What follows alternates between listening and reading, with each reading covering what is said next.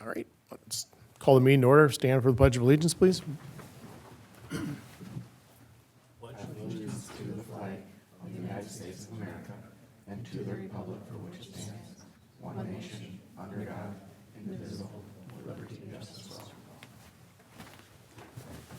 Thank you much. Roll call, please. Councilmember Nordby, Here. Councilmember Woods, Here. Councilmember McKenzie, Here. Councilmember Schweer is absent, Mayor Monge. Here. Thank you very much. May I have a motion to adopt the agenda, please? So moved. So move, Councilmember Nordby. Second, Councilmember McKenzie. All those in favor say aye. Aye. Thank you. Thank you, Mayor. Next up is our consent agenda. Item A, July 21st, 2026, City Council and Workshop Minutes. Item B, July 16th, 2026, HRA Special Meeting Minutes. Item C, General Claims of $4,681,143.40. Item D, HRA Claims of $242,551.60. Item E is EDA Claims of $9,682.50. Item F is Special Event Permit for the Fall Roundup Parade. Item H is Building Permits for July of 2026. And item H is Resolution Accepting Donations for July of 2026. Thank you. Would anybody like to pull any at this time? If not, can I have a motion, please? So moved. So move, Councilmember Woods. Second, Councilmember McKenzie. All those in favor say aye. Aye. Aye. Thank you very much. We'll move on to open to the public. We have a limit of 3 minutes per person. Rachel?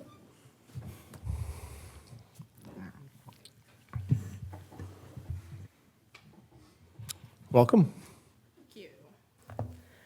Hello, I'm here to talk to you guys. My name is Rachel Lucas. I'm here to talk to you guys about flock cameras and also the ADU code that you updated a couple months ago.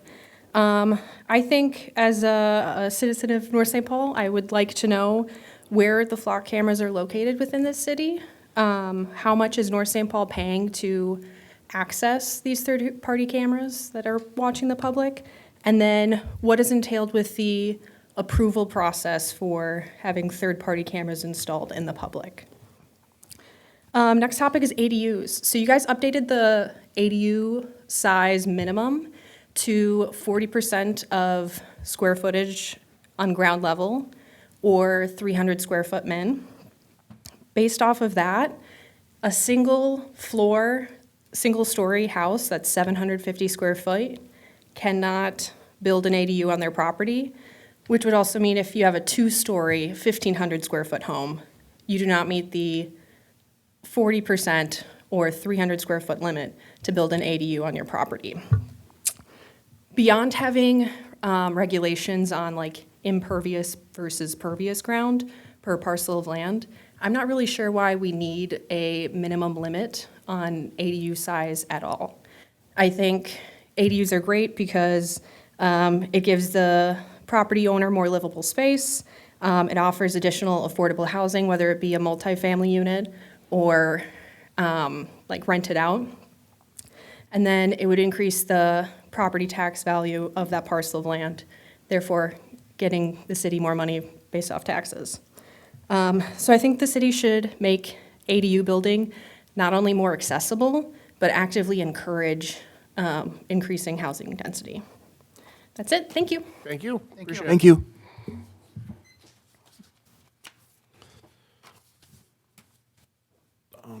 John Schwal?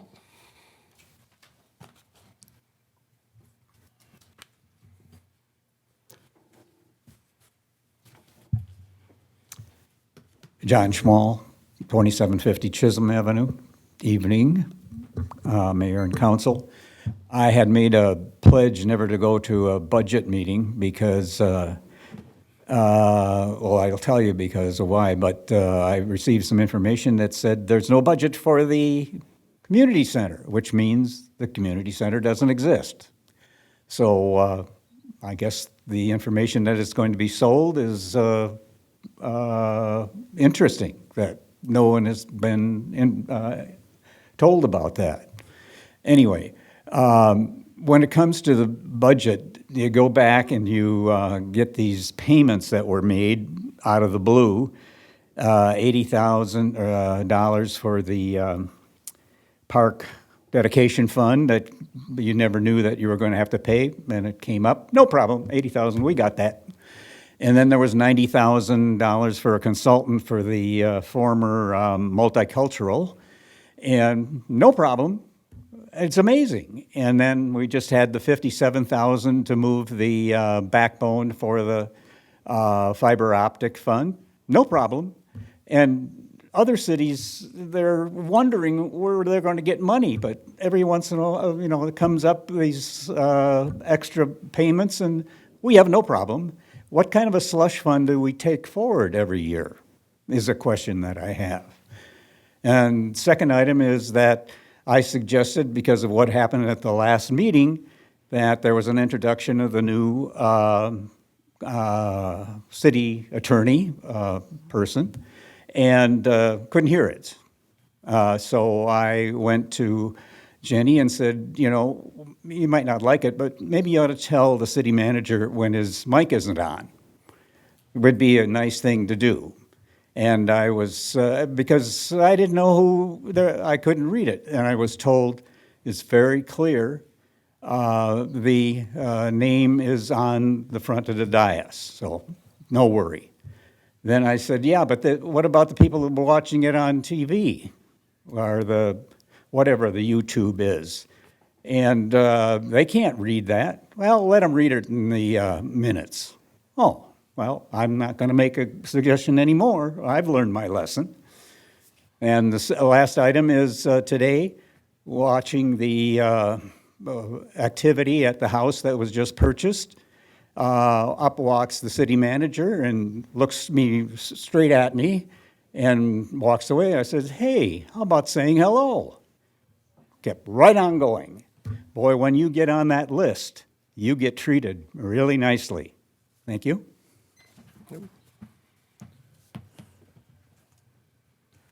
Eileen? You? Yep.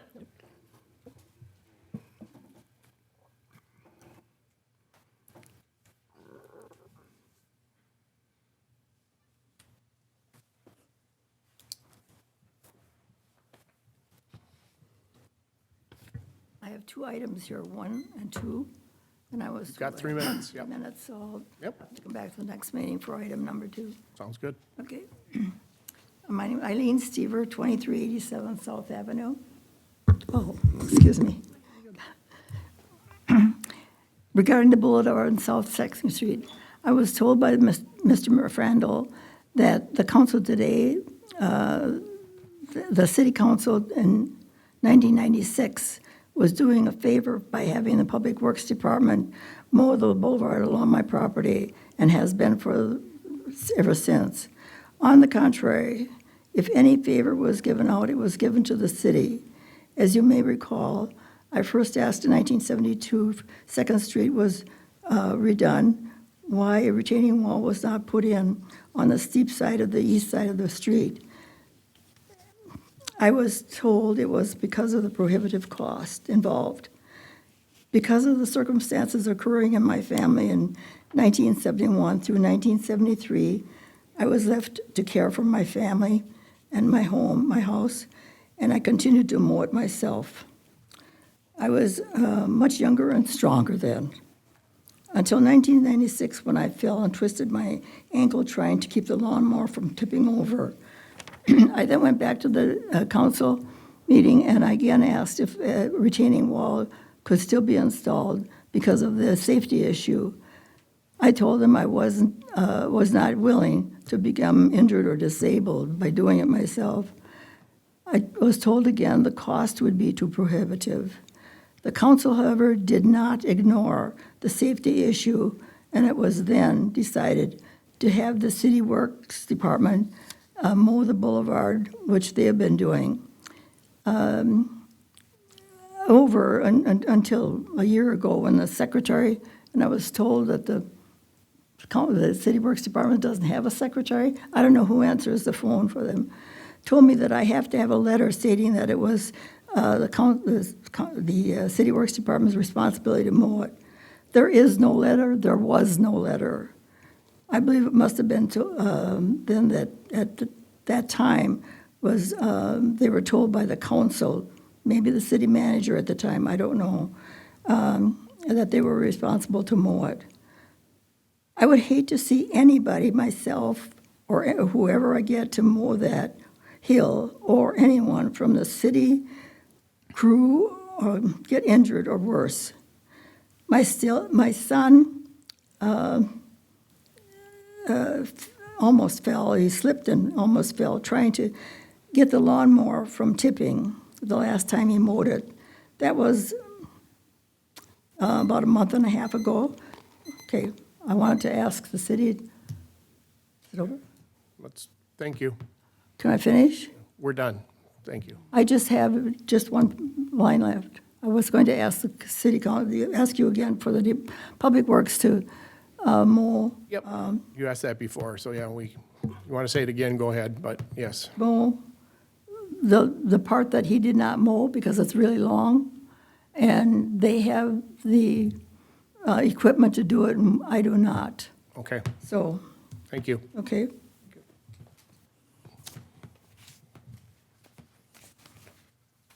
All right, close that. All right, city business. City business action items. Item A is the Monge Restaurant and Banquet LLC request and extended business hours. Sue's here this evening. We have, the background is the Monge Restaurant and Banquet Hall LLC located at 2112 11th Avenue East. He's requesting approval to operate until 2 a.m.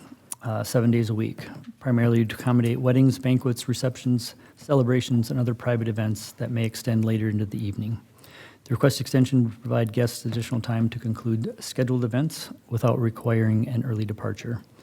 The City of North St. Paul's ordinance, State Statute 110-08 or .08, states that unless otherwise allowed by the City Council, license which allow customers to come onto their premises shall be closed to the public between hours of 1 a.m. and 7 a.m. every day. So this is what is from in front of you. Would you like to add anything there, Sue?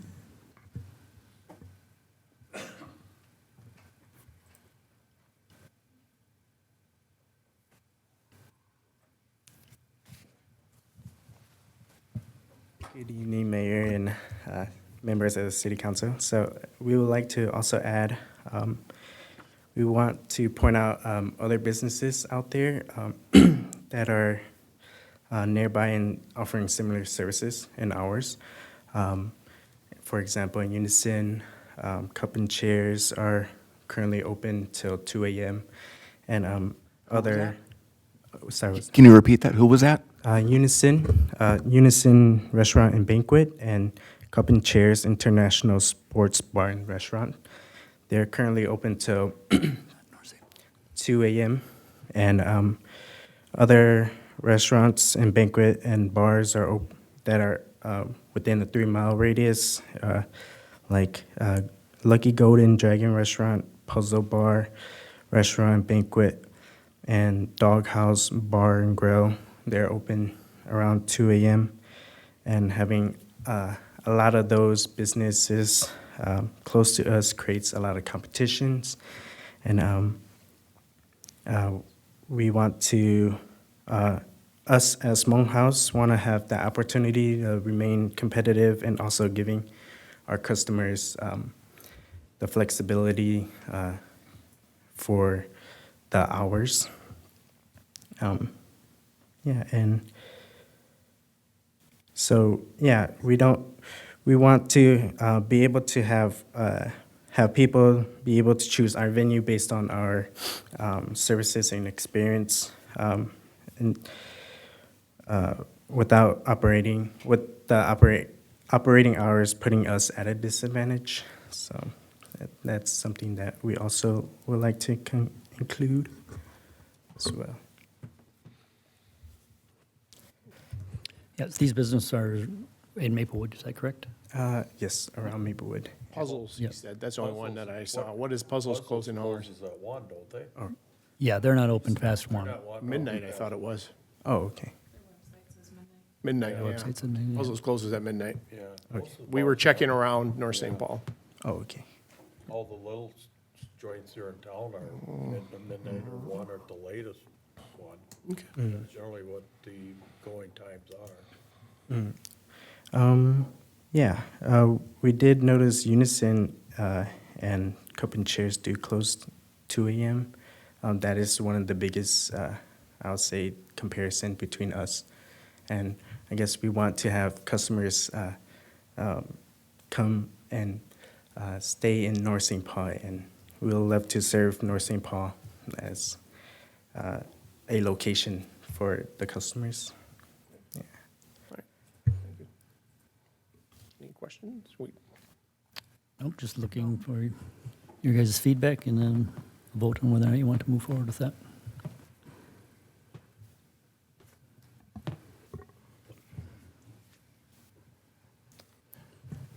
Currently, right now, as I read, our current ordinance is pretty straightforward.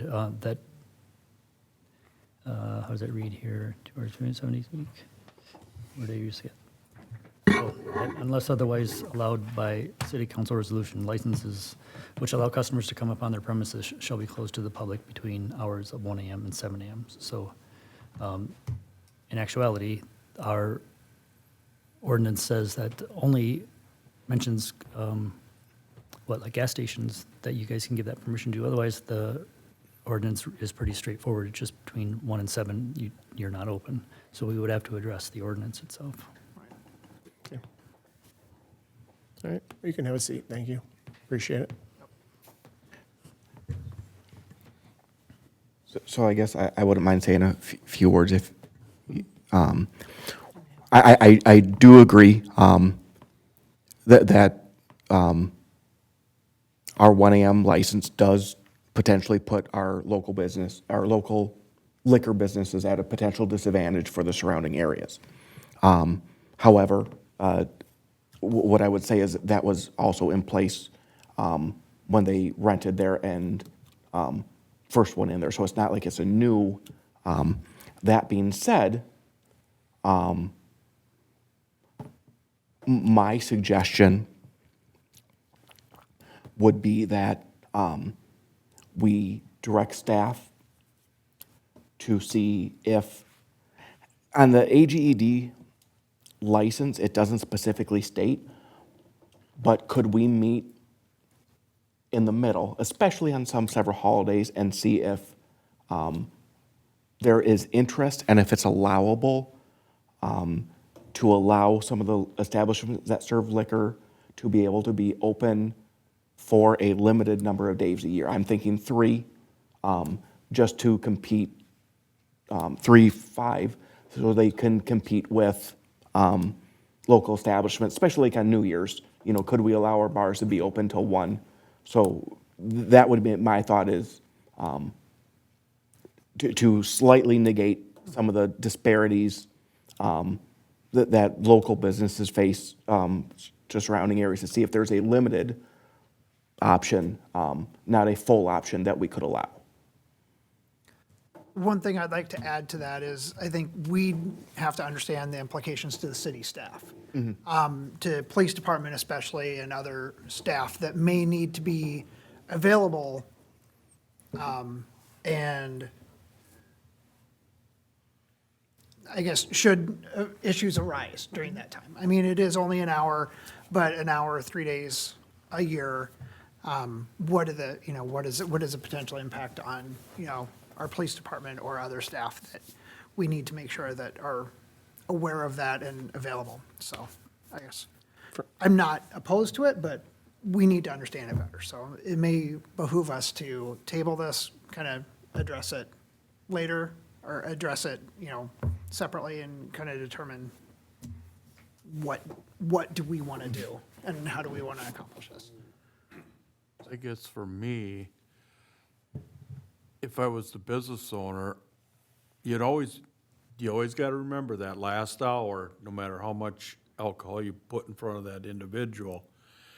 If there's an incident between 1 o'clock, which should be closed, and we allow you to stay till 2, that owner is gonna be at a higher risk for any potential problems out on the road.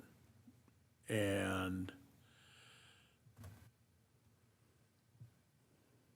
that could cost your business license, your liquor license, and all that stuff is what I'd be looking at. And I would like to coincide with our council here and maybe talk about it, table it. Let us talk about this for a little bit. A lot of our businesses already fall within the 1 o'clock. I prefer to keep it at 1 AM myself. I think that's long enough for, as far as everything else. Just to clarify too, to the extent that you're looking at selling alcohol after 1 AM, that would require an ordinance amendment. So that can't be done by this resolution. So the resolution would only be for operation. So to the extent that there's interest in looking into or having a staff directive to look at that, it would have to come via amendment. I maybe misunderstood when you explained it to me, Brian, it was just for food to be open from 1 to 2. That is correct. It was modified at first. They were asking for the alcohol, and And then when you're up there talking, you talking food? okay. Oh, food, oh. That's what the resolution would be, but if there was, it sounded like there was an interest in exploring the issue of alcohol sales for businesses after 1 AM, and that wouldn't be able to come through resolution. That would have to come through an ordinance amendment. So you'd just be selling food between 1 and 2. But then again, you still have to serve alcohol or something as a drink or something, but is you're gonna cut your alcohol off at 1 o'clock? What prevents from you buying 5 different drinks? Right, what prevents them from buying five Yeah. bottles of beer? Why they're waiting for their food? And the code does, the code on alcohol does prohibit consumption after 1 AM. So it's not just sales. No alcohol can be consumed on the premises after 1 AM. How do we monitor it? Usually it's done by having a sale cutoff that's significantly in advance of 1 AM. When do you cut it off now? What time? 45 minutes, so 12:15 is when you guys end it?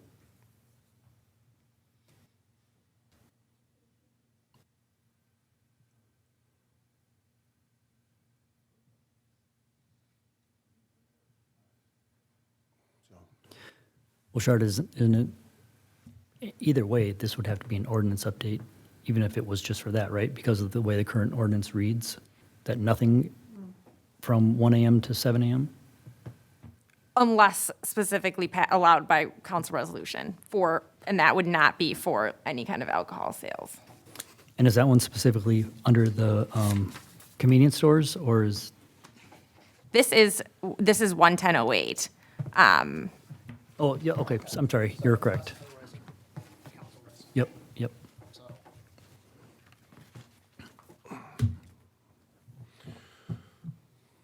So I guess we have to figure it out now. We got all different, 1 o'clock I think is done, working the way up to hold off or a few holidays, so.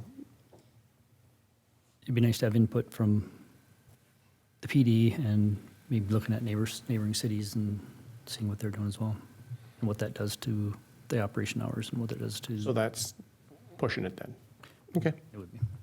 Do you mind if I say something real quick? please. Basically, all they're asking for right now is to stay open from 1 o'clock till 2 o'clock. Yep. So then if it were to come back and you wanted the 3 days, that would have to come back at a different time. So right now, if you approve that, that would approve this resolution to allow them to stay open, their restaurant portion, restaurant and banquet hall to stay open from 1 to 2 AM with no consumption or sales after 1 o'clock AM. Yeah, but on our books, we have 1 AM, so. So I don't want to pass, I want to wait for all of it. I don't want to say till 2 o'clock on the food myself. I wanted to make it one-time shot, not piecemeal it and discuss it. Right. So we'll table it unless somebody else has any objections. No, I'm good with tabling it and getting more information from PD, I just staff, want to and start and take and do Yep. stuff and just let's clean it up and be right and be done. Do you guys have security after 1 AM for any of your events? Private or local?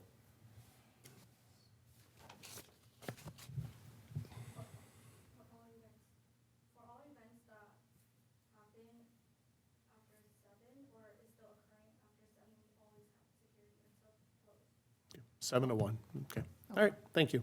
Okay. All right, what, so I have, do we have to do anything to table it motion-wise? Vote it, table it. Okay. Do I have a motion to table at this time? Move to table this Okay, resolution. for thank you. second. Second, Woods, Nordby, all those in favor say aye. Aye. Thank you. Thank you. We'll discuss and get back to you. Want to get it right the first time and make sure we're good. So we're not saying yes, we're not saying no. More info. All right, next item up, item B is the 2050 Comprehensive Plan Update, Work Plan and Approval, and I'll turn that over to Ken Roberts, Community Development Director. Mr. Mayor, members of the council, before you this evening is a request for approving a work plan to update our comprehensive plan. A little background information for everyone. The city of North St. Paul and all cities in the seven-county area are required to complete an update of their comprehensive plans by October of 2028. As I think the council is aware, this is a large undertaking, and so with that, we've been working, city staff's been working with WSB to formulate a work plan on how to get that done, to make sure it meets the requirements of both the Met Council and meet the deadline of October 2028. And so tonight, we're asking for permission or approval of the proposed work plan and the budget for the work plan as prepared by WSB to take on this required task. A little background for those who don't know, the Met Council has informed the city, and as I said, all cities, that they are required to update the comprehensive plans. They start this process, they started it back about a year ago, a little more than a year ago, and they started it by reviewing and updating their regional development guide. All comprehensive plan updates will have to be consistent with this new regional development guide. And as they say in their quote, one of the biggest responsibilities of the Met Council is to create a regional development guide every 10 years. And what that gets into is land use densities, sewer systems, road systems, park systems, and how they, as the Met Council, project those should grow and change through the year 2050. The Met Council, were created by state law in, I think, 1967 to create or to coordinate and organize planning and conduct problem solving, so no one community can do it alone. It's really a regional agency that oversees, again, the major systems in the area, the land use, sewer systems, transit systems, highway systems, and the regional park system, and that's all governed by state statute. When we do our comprehensive plan update, and again, for all the agencies, they have to be consistent with the goals, policies, and plans of the Regional Development Guide that was adopted by the Metropolitan Council. So what does this mean? We have to go through, we have a 2040 comprehensive plan that was adopted in 2019. The staff and however the process goes, we have to update all the chapters in that. We have to add a new chapter about climate and climate effects and climate change. Again, these are mandates from the Met Council. And to do all that, I determined with my staff that internally we're not capable of doing all of the work. And so we reached out to WSB to have them put a work plan together to get this done. They are the natural consultant for the city to do that since of all their work and background and experience with the city. And they have done, of course, all the engineering work for the city, and the street and utility planning, surface water, water system, sewer system updates are all part of our comprehensive plan update. And so they have the value of having the background information on all that, on all those systems. I've been working closely with the WSB staff and my staff to put together the work plan, again, that will meet the requirements of the Metropolitan Council and serve the interests of North St. Paul. Their consultant team and myself primarily, went back and forth several times, and we reached a plan now that I'm very comfortable with moving forward.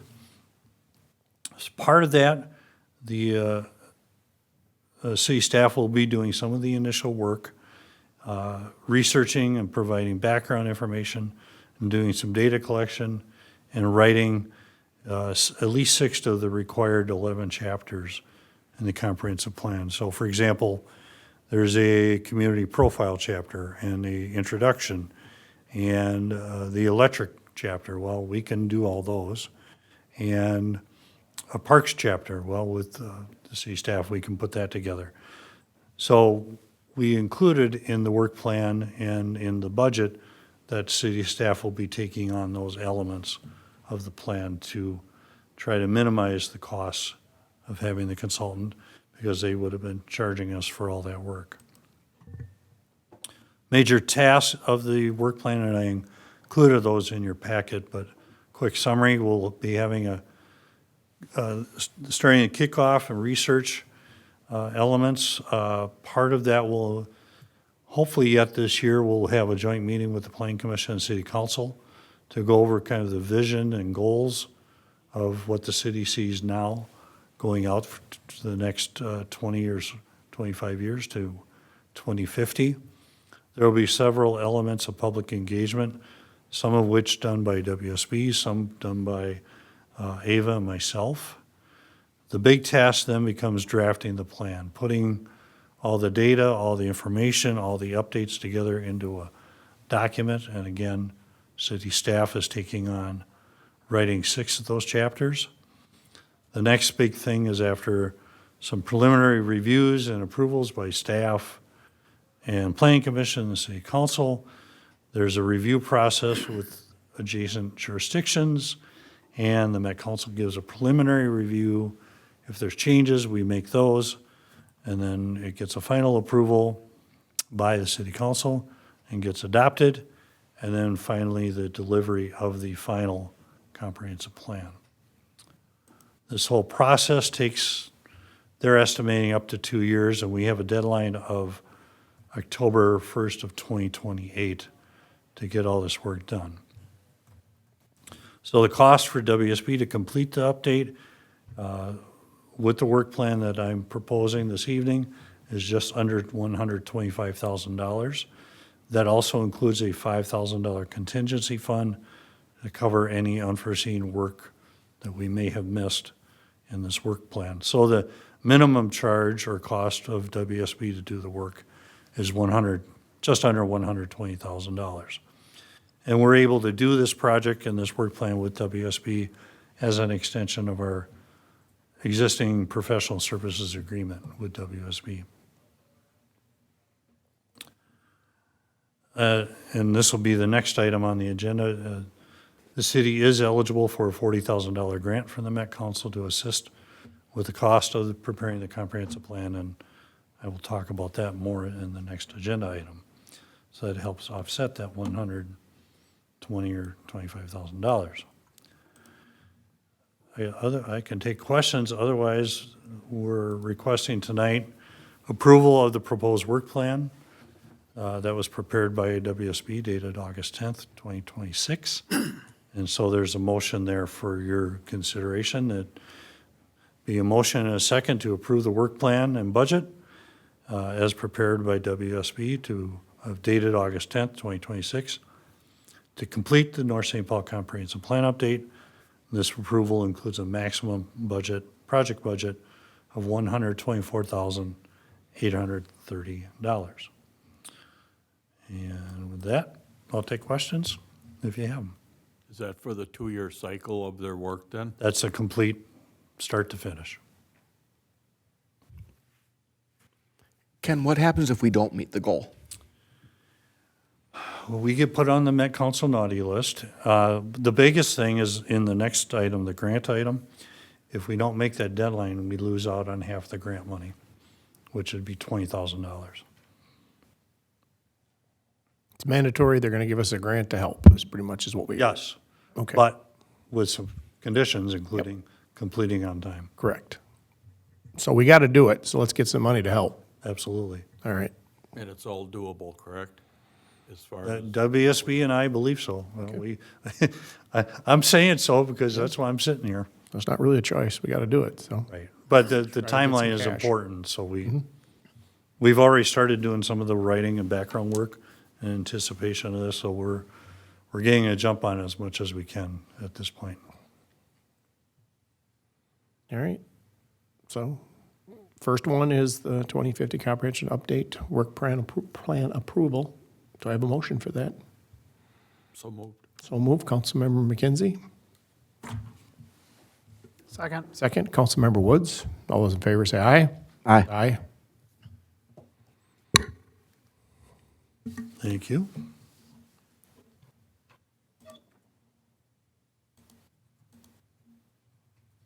Should I go right into the next one? Would you please? I'd Okay. appreciate that. Thank you. So as I touched on, the city was, I'll get to that. City was notified that we're eligible for a grant to help prepare the comprehensive plan. And this is a new thing. I've not ever seen the Met Council do before, but they identified North St. Paul and 59 other cities in the Seven County area as being eligible to receive a non-competitive planning assistant grant of $40,000. So it's not like the DNR grants where we go into a pool and we may or may not get it. If we do some minimum requirements, we get the money. The biggest thing is we need council approval to submit for the grant. And again, the grant can only be used for costs directly associated with preparing the plan update that occur between December 17th, 2025 and December 31, 2029. But again, our goal is to be done by October 1st of 2028 to meet the deadline. And the grant is paid out in 2 installments. One is when they get the initial application and the request and they approve the work plan, which I expect they will do.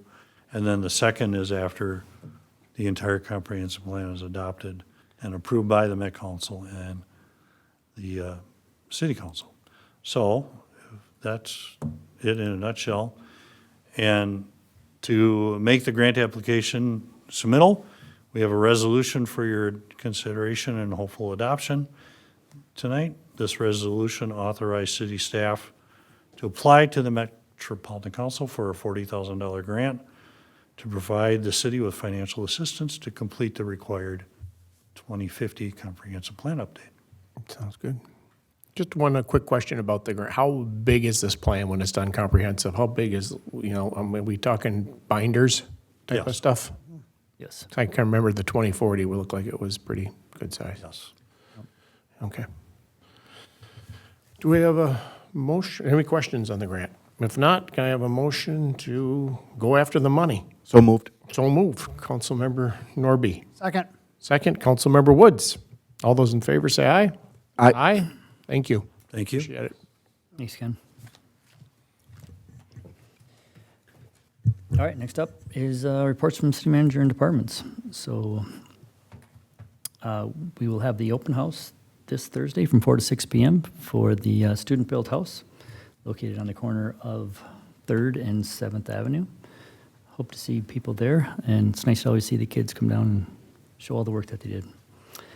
We have 2 fiber companies working in town right now, installing cable around town. It's putting extra man-hours on the guys trying to do locates around town to stay ahead of the work. Notices have been sent out for the new bulk pickup process that takes effect on September 1st. We have had a lot of phone calls that have come in now just due to the extremely hot weather for the utility bills last week, so high bills, complaints, but Yeah. all due to the AC. Yep. I mean, they were breaking records, and it was a long period of time.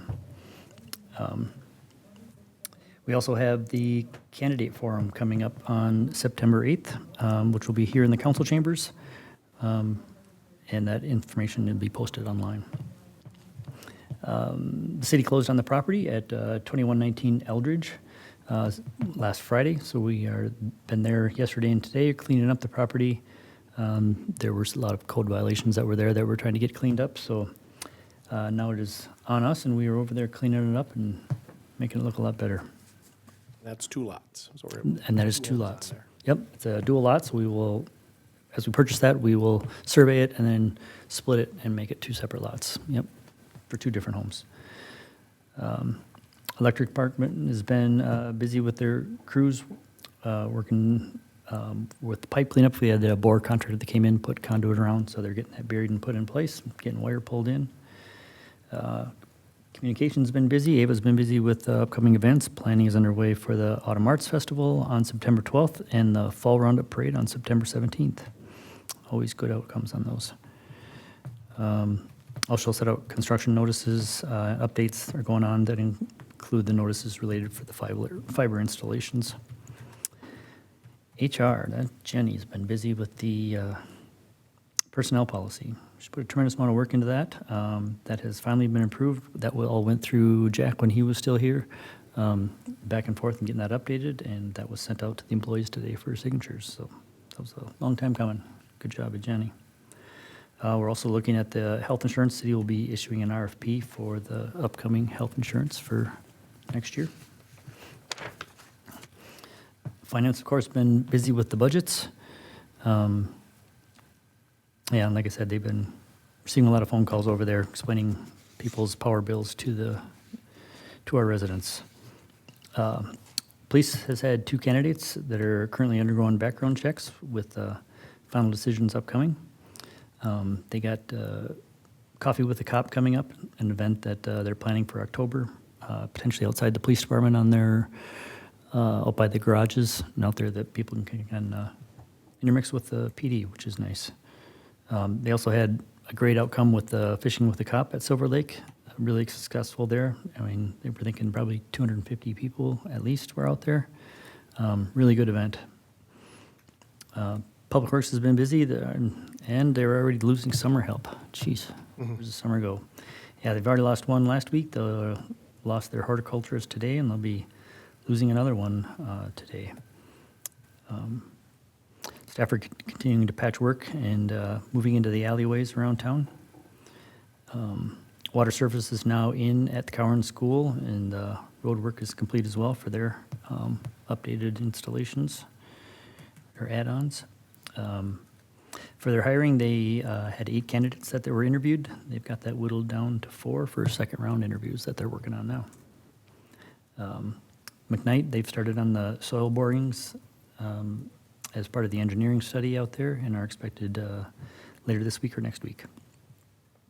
The fire department now has their employees, or full-time employees, I should say, are CPR certified, so they are recertifying the fire department staff over there, and probably be working on doing other departments and actually potentially making that available to the public. Police first aid,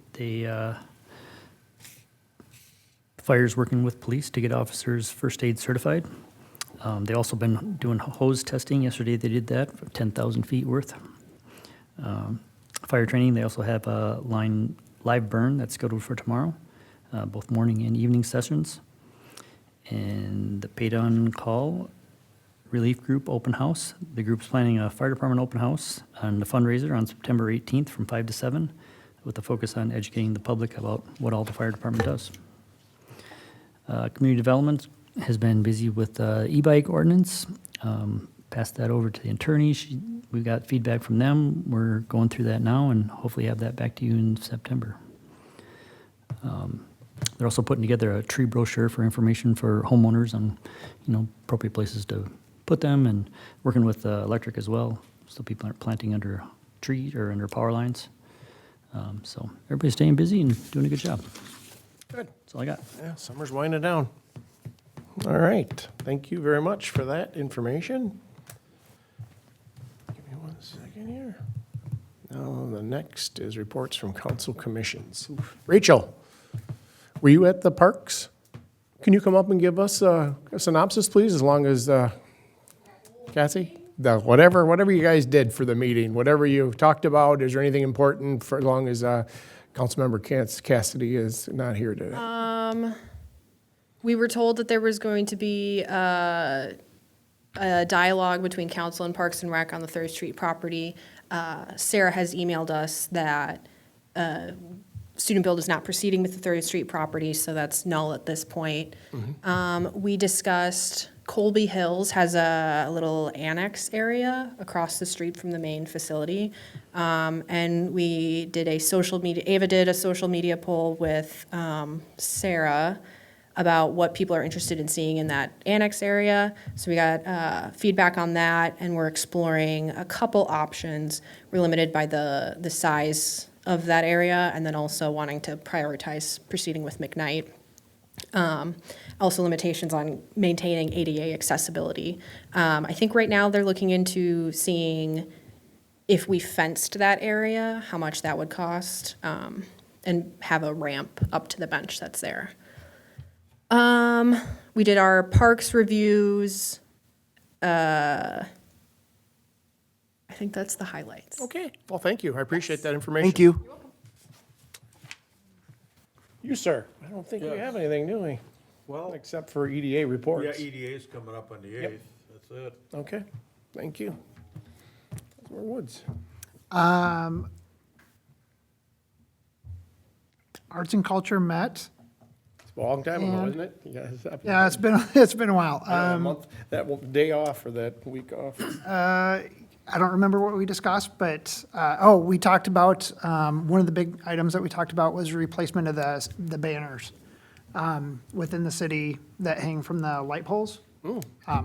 So just talked about different potential plans for those. So that's one of the big topics. I did see one, when I drive by Silver Lake, they got butterflies or something, looks like a decal on one of the electric boxes. Yeah.